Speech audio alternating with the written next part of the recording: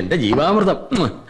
Saravana, advance ആയിട്ട് കൊടുത്ത 1,00,000 രൂപ മടക്കി വാങ്ങാതെ ഇവിടം വിട്ട് പോകുന്ന അത്ര നല്ല ബുദ്ധിയല്ലെന്നാ എനിക്ക് തോന്നുന്നത്. ഇനി കൊടുത്ത കാശ് കിട്ടാൻ വേണ്ടി പുതിയ വാടകക്കാരെ നമ്മൾ തന്നെ സംഘടിപ്പിച്ചു കൊടുക്കേണ്ടി വരുമോ?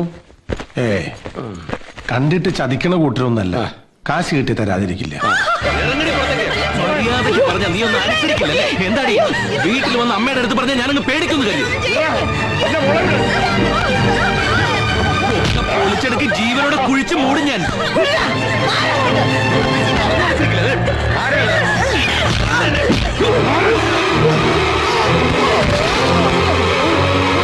അയ്യോ പാവങ്ങളോട് കൈക്കരുത്ത് കാണിക്കുന്നതല്ല അതിന്റെ ഒരു ശരി.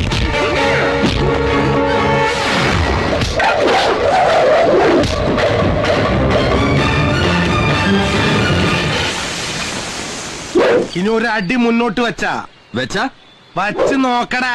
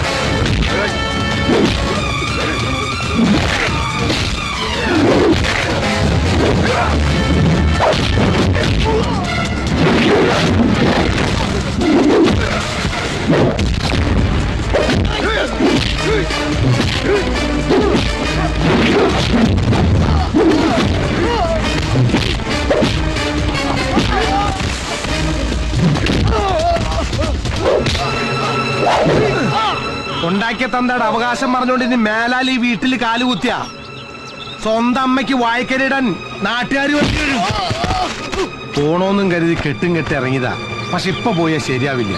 ഇനിയാണ് ഇവിടെ കളി നടക്കുന്നത്. കളിയുടെ പൊടിപൂരം. പോയി വാ ശീക്രം.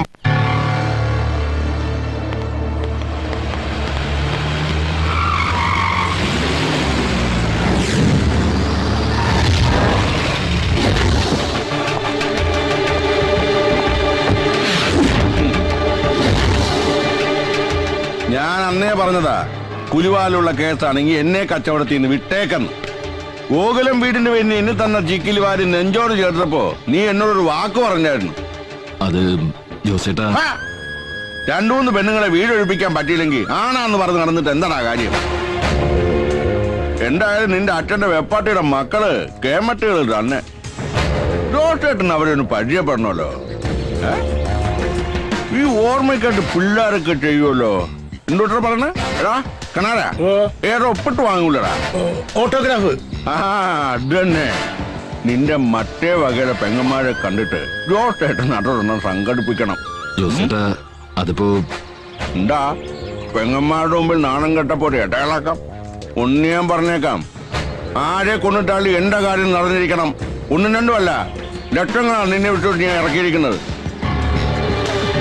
ഉറപ്പിച്ച കച്ചവടം പറഞ്ഞ സമയത്ത് നടത്തിയിരിക്കണം. അതിനിടയ്ക്ക് നാർത്തരം കാണിക്കാൻ നിന്ന കിടാവേ.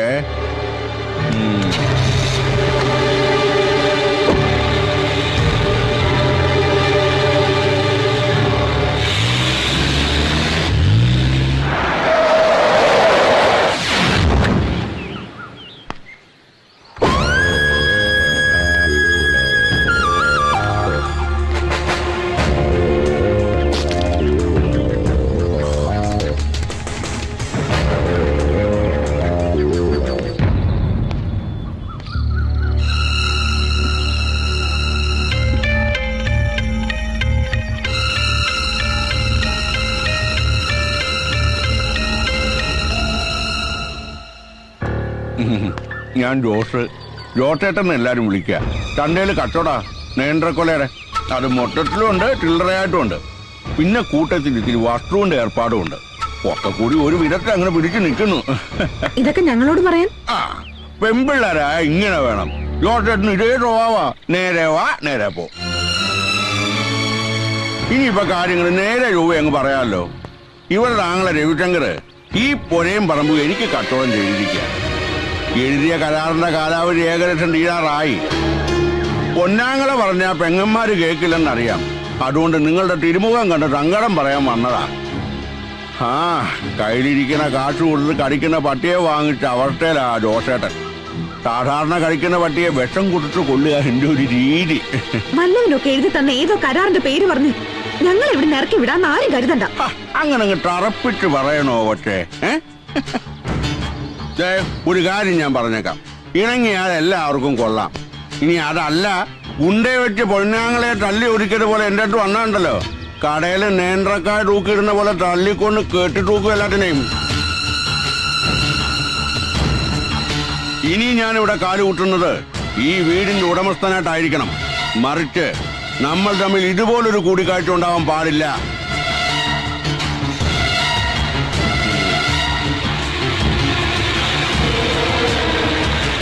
ജോസേട്ടാ,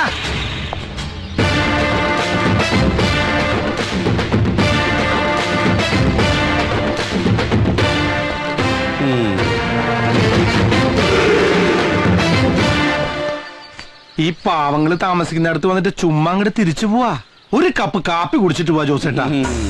നീ അങ്ങനെ എനിക്ക് വേണ്ടി വെള്ളം ചൂടാക്കണ്ട. ജോസേട്ടൻ കാപ്പി കുറേ കുടിച്ചിട്ടുള്ളതാ. ഒരുമ്പട്ടിറങ്ങിയിരിക്കല്ലേ. അപ്പൊ ഇവക്കടെ പിന്നിലും നീയാണ്. പിന്നിലല്ല ജോസേട്ടാ, ഇപ്പൊ മുന്നിലാ. ഈ ജോസേന്റെ ഒരു കാര്യം ഒന്ന് പതുക്കെ പറ. ഇനി ഇത് ആരെങ്കിലും കേട്ടിട്ടാണ് ഇല്ലാത്ത കോരെന്ന് പറഞ്ഞുണ്ടാക്കാൻ. ഞാൻ നിനക്കിട്ടൊരു പണി തന്നപ്പോ നീ ഒരു 8ന്റെ പണി എനിക്കിട്ട് പണിതു. നമുക്കിട്ട് പണിയാൻ വന്നവരെ സന്തോഷിപ്പിച്ച് വിടണം എന്നാണ് മലാക്ക കോളനിന്ന് പോരുമ്പോ മൂസാബായി പറഞ്ഞേക്കണേ. അച്ഛന്റെ സ്ഥാനത്ത് നിൽക്കണ മൂസാബായി പറഞ്ഞ എനിക്കത് കേൾക്കാതിരിക്കാൻ പറ്റുമോ ജോസേട്ടാ?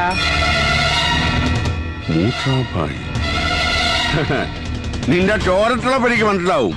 പക്ഷേ കട്ടിക്കും ടോക്കിനും അത് അറിയണമെന്നില്ല. ഈ ഇളം പ്രായത്തിൽ തന്നെ അങ്ങ് പോണോ? ഇത് കണ്ടോ, ആയുർരേഖ 80-ന് മുകളിലാ.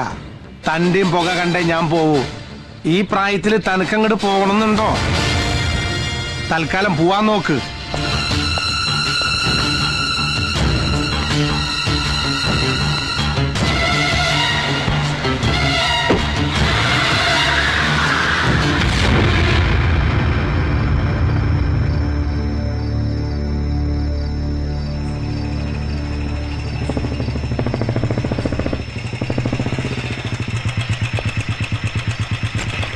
പോയ കാര്യം വല്ലതും അറിഞ്ഞോ മോനെ?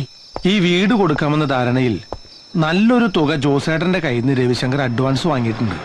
പറഞ്ഞ കാലാവധിക്ക് മുമ്പ് വീട് രജിസ്റ്റർ ആക്കി കൊടുത്തില്ലെങ്കിൽ അയാൾ അവനെ വിടില്ല. ആഗ്രഹിക്കുന്നത് എന്തും കൈപ്പിടിയിലാക്കണമെന്ന് വാശിയുള്ളവനാ രവിശങ്കർ. ഇവരുടെ ചോരയാണെന്നൊന്നും പറഞ്ഞിട്ട് കാര്യമില്ല. വീട് വിൽക്കാൻ വേണ്ടി എന്ത് അനുക്രമം കാണിക്കാനും അവൻ മടിക്കില്ല. ഈശ്വരന് മാത്രമേ അറിയാവൂ എന്തൊക്കെയാ നടക്കാൻ പോകുന്നത്. ഞങ്ങൾക്ക് ആരാ ഉള്ളത്?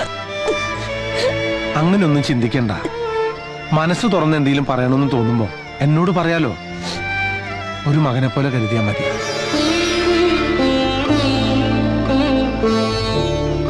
ഇവിടത്തെ ഒരു കാര്യത്തിൽ ഇനി രവിശങ്കർ തലയിടില്ല. തല്ലും കുത്തും ഒന്നും വേണ്ട. എതിർക്കാൻ ആളുണ്ടെന്നറിഞ്ഞ രവിക്ക് ദേഷ്യവും വാശിയും കൂടുകയുള്ളൂ.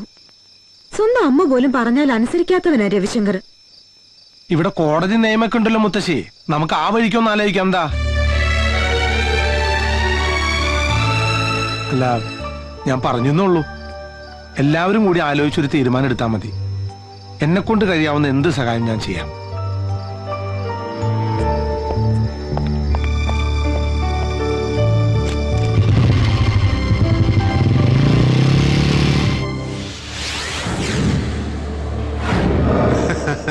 ഞാൻ എത്തിയിരിക്കും.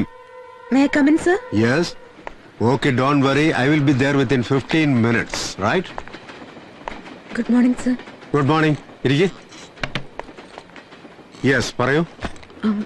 സർ, 20 വർഷത്തിലേറെയായി എന്റെ അമ്മയ്ക്ക് അവകാശപ്പെട്ട വീട്ടിലാ ഞങ്ങൾ താമസിക്കുന്നത്. ഇപ്പൊ ആ വീട് ഒരു റിലേറ്റീവ് ഞങ്ങളുടെ സമ്മതമില്ലാതെ മറ്റാർക്കോ വെക്കാൻ ശ്രമിക്കുന്നു. ഇതിന്റെ പേരില് 2 വട്ടം ഗുണ്ടാ ഭീഷണി വരെ ഉണ്ടായി. റിലേറ്റീവ് എന്ന് വെച്ചാ? അത് ശരിക്കും പറഞ്ഞാൽ അച്ഛന് 2 ഭാര്യമാരാ. ആദ്യ ഭാര്യയിലെ മകനാണ് വീട് വെക്കാൻ ശ്രമിക്കുന്നത്. അപ്പൊ ആങ്ങളെയും പെങ്ങളും തമ്മിലുള്ള അവകാശ തർക്കമാണ്. ശരി ശരി, ഒരു റിട്ടേൺ കംപ്ലൈന്റ് എഴുതി കൊടുക്ക്. ഞാൻ വിശദമായിട്ടൊന്ന് അന്വേഷിക്കട്ടെ. Thank you, sir. എന്തായി? പുതിയ അസിസ്റ്റന്റ് കമ്മീഷണറാ. കംപ്ലൈന്റ് എഴുതി കൊടുക്കാൻ പറഞ്ഞു.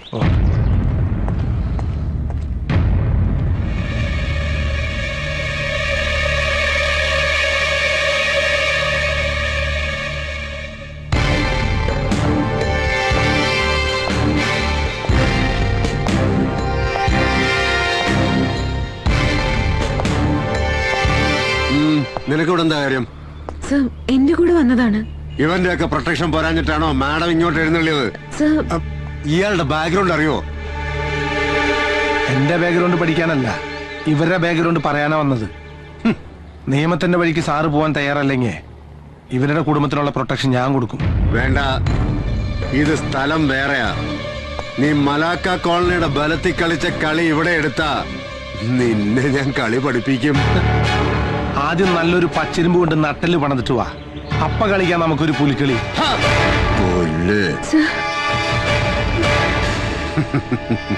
ഇപ്പൊ പിടിച്ചകത്തിട്ട് നിന്റെ പ്രാണനെ ഊറ്റിയെടുത്താ പോലും ഒരു പുല്ലിനും ഈ രാമനാഥനോട് ചോദിക്കില്ലടാ. അടങ്ങി ഒതുങ്ങി ജീവിച്ച നിനക്ക് കൊള്ളാം. മലാക്ക കോളനി വന്ന് ആ പഴയ CI രാമനാഥനല്ല, ഈ സിറ്റി ഭരിക്കുന്ന അസിസ്റ്റന്റ് കമ്മീഷണർ രാമനാഥനാ പറയുന്നത്. കരുതിയിരുന്നോനെ.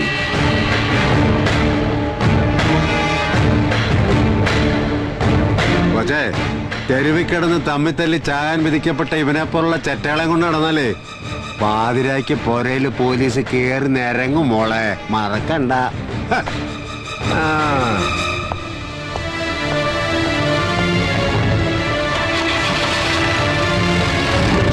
രവിശങ്കറിനെതിരെ അവള് പരാതി കൊടുക്കാൻ ഇറങ്ങിയതിന്റെ പിന്നിലെ അവനാ ആ കള്ളറാസ്കല് ശരവണൻ. പഠിച്ചു കിടക്കേണ്ട പ്രായത്തില് വിശന്ന് പൊരിഞ്ഞ വയറിൽ മുണ്ട് മുറുക്കി കെട്ടി കൊച്ചിയിലേക്ക് നാട് വിട്ടു വരുമ്പോ മനസ്സിൽ അന്നേ തീരുമാനിച്ചു വിശപ്പിന് മുന്നിലെന്നല്ല എവിടെയും തല ഒഴിക്കില്ലെന്ന്. അന്ന് മുതൽ സ്വന്തം അപ്പന്റെ മുന്നിൽ പോലും നെഞ്ചു വിരിച്ചു നിന്നിട്ടുള്ളൂ ജോസേട്ടൻ. ആ എനിക്കിട്ടാ അവൻ പണിയുന്നത്. ജോസേട്ടാ, ആവേശം കൊണ്ടുള്ള എടുത്തുചാട്ടം ബുദ്ധിയല്ല. മല്ലിക പരാതി തരാൻ വന്നപ്പോ നമ്മുടെ സ്വാധീനം വെച്ച് കേസ് രജിസ്റ്റർ ചെയ്യാതെ വിട്ടത് അത്ര നിസ്സാരമായി കാണണ്ട.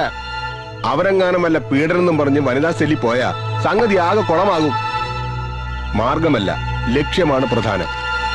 ശത്രുവിനെ മിത്രമാക്കിയില്ലെങ്കിൽ കാര്യങ്ങൾ നമ്മുടെ കൈവിട്ടു പോകും. എന്നുവെച്ചാ എങ്ങനെയെങ്കിലും ശരവണനെ നമ്മുടെ കൂടെ നിർത്തണം. വക്കീൽ പറഞ്ഞാ ശരി, പക്ഷെ അവനെ കൂടെ കൂട്ടുക എന്നുള്ളത് എളുപ്പമല്ല.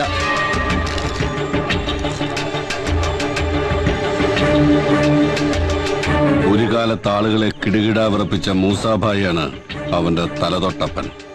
അയാള് വിചാരിച്ചാൽ മാത്രമേ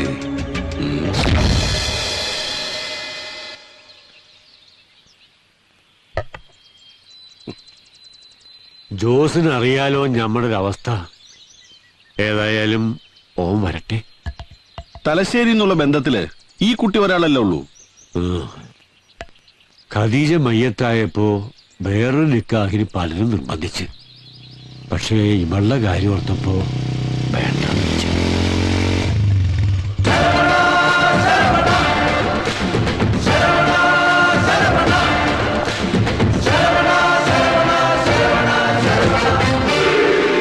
ജോസിനെ നമ്മൾ പരിചയപ്പെടുത്തണ്ടല്ല. നന്നായിട്ടറിയാം. ഞങ്ങൾ ഒരേ കളരിയിൽ ഒരുമിച്ച് കളി തുടങ്ങിയവരാ.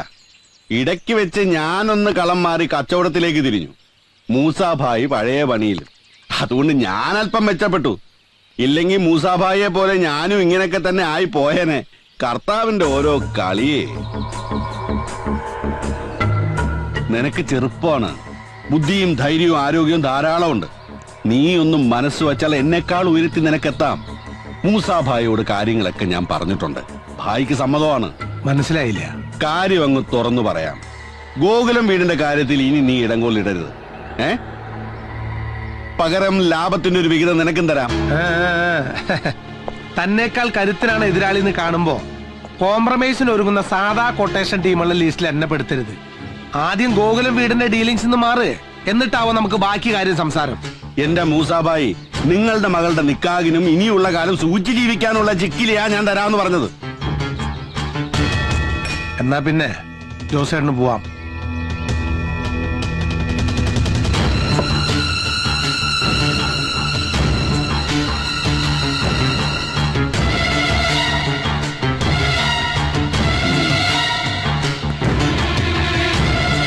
മൂസാഭായി, ഇവൻ നിങ്ങളുടെ കുഴി തോണ്ടാൻ വന്നവനാ. സൂക്ഷിച്ചോ രണ്ടാളും.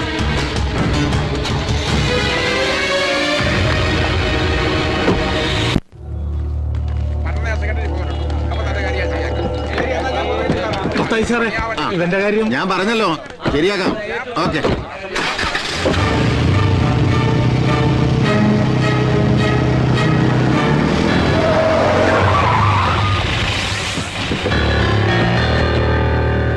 സാറേ, ഞങ്ങള് നയനാൻസ് കമ്പനിന്ന് വരിക ഈ വണ്ടി പിടിച്ചോണ്ട് പോവാൻ.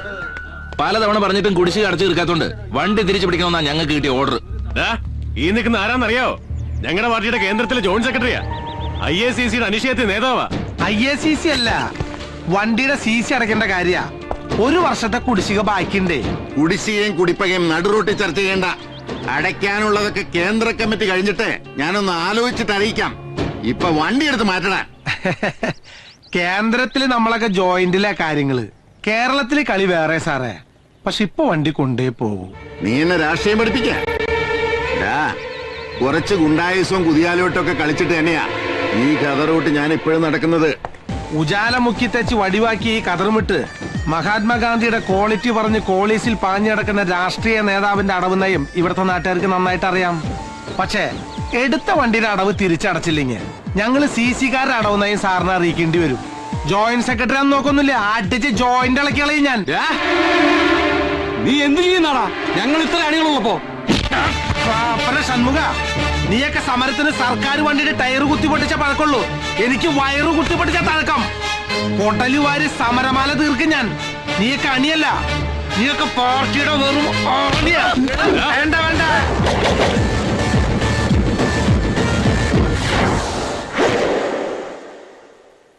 XMLA KK മത്തായുടെ വണ്ടിയുടെ താക്കോൽ. MD കാണണമെന്ന് പറഞ്ഞ് കുറച്ചേറെ വെയിറ്റ് ചെയ്യുന്നു.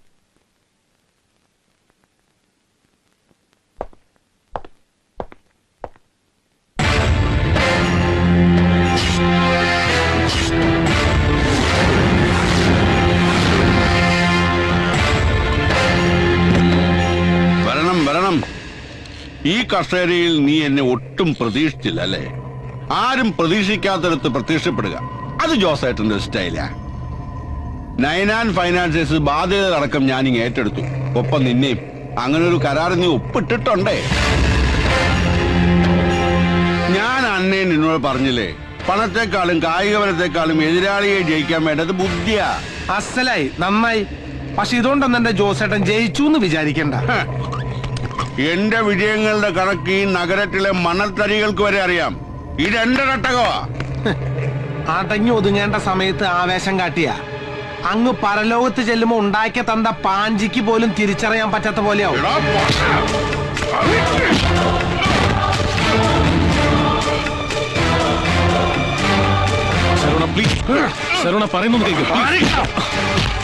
നിന്റെ മൂസാക്കയുടെ പ്രായമുള്ളതുകൊണ്ട് മാത്രം നിന്നെ ഞാൻ വെറുതെ വിടണേ. ഇനി എങ്ങാനും നീ എനിക്കിട്ട് പണിയാൻ വന്ന സാക്ഷാൽ പഴനിമുരുകനാണ് സത്യം. നിന്നെ ഞാൻ നിർത്തി കത്തിക്കും കേട്ടാ.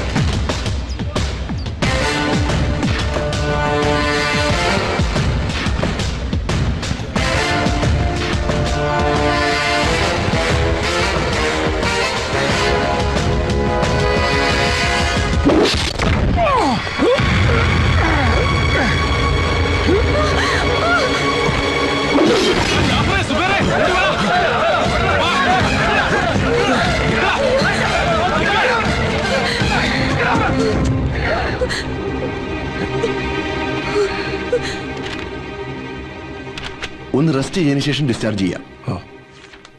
പോലീസ് കംപ്ലൈന്റ് വേണ്ട സാർ. മൂസാക്കി വിവരം അറിയിക്കട്ടെ? അറിഞ്ഞാൽ ആ പാവാകെ വിഷമിക്കും. വേണ്ട. എന്തിനാ പരാതിയില്ല എന്ന് പറഞ്ഞത്? കഴിഞ്ഞത് കഴിഞ്ഞു. ഇനി പോലീസ് കേസ് കൊണ്ടൊന്നും ഒരു പ്രയോജനമില്ല. അത് പറ്റില്ല. ആരും മനഃപൂർവ്വം ചതിക്കാൻ വന്നതാ. ആരായാലും കണ്ടുപിടിച്ചേ പറ്റൂ. ആരാ എന്താന്നൊക്കെ അന്വേഷിക്കാൻ പോയല്ലേ പിന്നെ ഞാൻ ആ പഴയ പണി തുടരേണ്ടി വരും. ഇയാൾ കുറച്ചു മുമ്പല്ലേ പറഞ്ഞേ എല്ലാം ഉപേക്ഷിക്കാൻ. സ്വന്തം നിലനിൽപ്പിന് അത്യാവശ്യം അടിയിടിയൊക്കെ ആവാം. അടിച്ചവനെ തിരിച്ചടിക്കണം. സ്വന്തം നിലനിൽപ്പിന് അത്യാവശ്യം അടിയിടിയൊക്കെ ആവാം.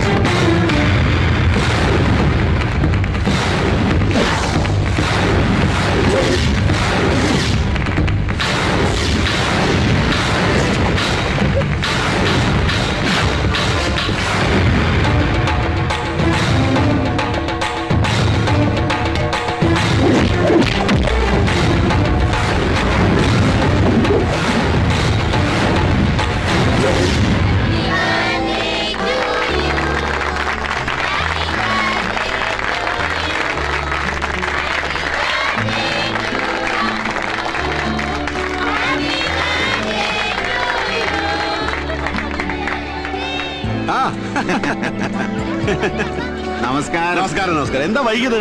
നമ്മുടെ ജില്ലാ സെക്രട്ടറിയും കൂടെ വരുമെന്ന് പറഞ്ഞ് വെയിറ്റ് ചെയ്യുമ്പോൾ അങ്ങനെ ഫോൺ ചെയ്ത് പറയുന്നു ഒരു അർജന്റ് മീറ്റിംഗ് ഉണ്ടെന്ന്. അപ്പൊ വരില്ലേ? വരും കുറച്ച് ലേറ്റ് ആവുമെന്ന് പറയാം.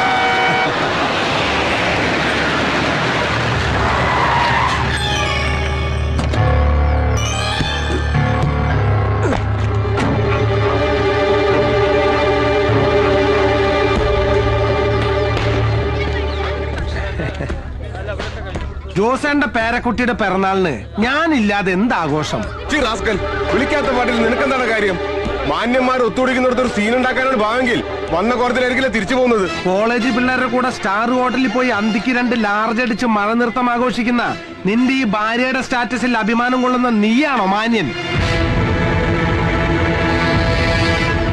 ജോസേന്റെ കുഞ്ഞുമോളെ പിറന്നാൾ കൊഴിപ്പിക്കാൻ ഞാനൊരു കിൻഡില് സമ്മാനം കൊണ്ടുവന്നിട്ടുണ്ട്.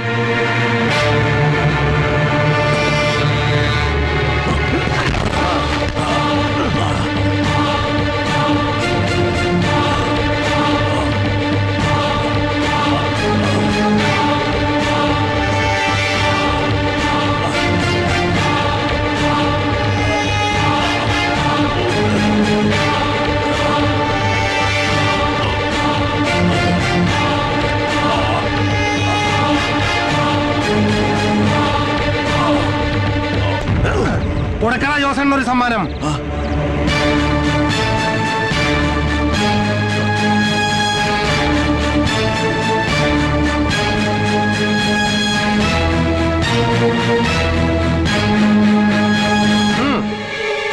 നോ നോ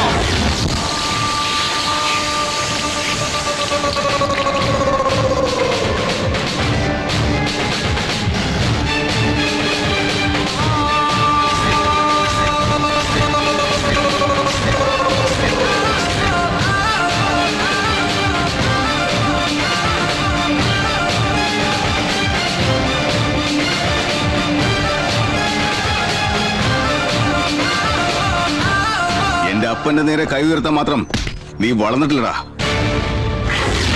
ഞാൻ ഐസക് ജോൺ, ജോസേട്ടന്റെ മോനാ. ഉശിരുള്ള ആമ്പിള്ളേരുള്ളപ്പോ കളി നേർക്ക് നേരെ, അതാണ് ആണത്വം. ഇത് നിന്നെ പോലെ ജിമ്മി പോയിട്ട് ഇരുമ്പ് പൊക്കിണ്ടാക്കിയ ശരീരമല്ല, കോഴിക്കോട് പാളയം മാർക്കറ്റിൽ അധ്വാനിച്ചുണ്ടാക്കിയ ശരീര. ഇത് വെച്ചൊരു അലക്കാലക്കാണ്ടല്ല, അപ്പനെ കയറി ജോസേട്ടാന്ന് വിളിക്കുന്ന നിന്റെ കളസ അപ്പ കീറും. നാട്ടുമ്പുറത്ത് ഊച്ചാലയോട് സംസാരിക്കുന്ന ഭാഷ നീ എന്നോട് സംസാരിച്ചാലുണ്ടല്ലോ, അറിയില്ല നിനക്കെന്നെ. അറിയടാ, നന്നായിട്ടറിയാം. നിന്റെ അപ്പം പഠിക്കാത്ത ബിസിനസ് മാനേജ്മെന്റ് പഠിക്കാൻ ഡൽഹി പോയ നീ ഇന്ന് ലാൻഡ് ചെയ്തപ്പോഴേ ഞാൻ തീരുമാനിച്ചു എന്റെ അടുത്ത ഇര നീയാണെന്ന്.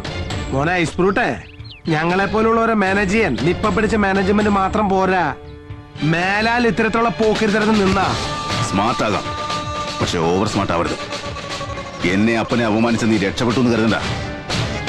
നിന്റെ അന്ത്യം വരെ നിഴല് പോലെ ഞാനുണ്ടാവും. സൂക്ഷിച്ചു.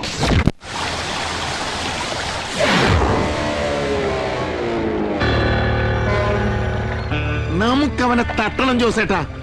രാഷ്ട്രീയപരമായി എന്ത് സഹായം വേണമെങ്കിലും ഞാൻ ചെയ്തു തരും. നമുക്ക് ഷക്കീലിനെ വിളിച്ചാലോ? ആരെ?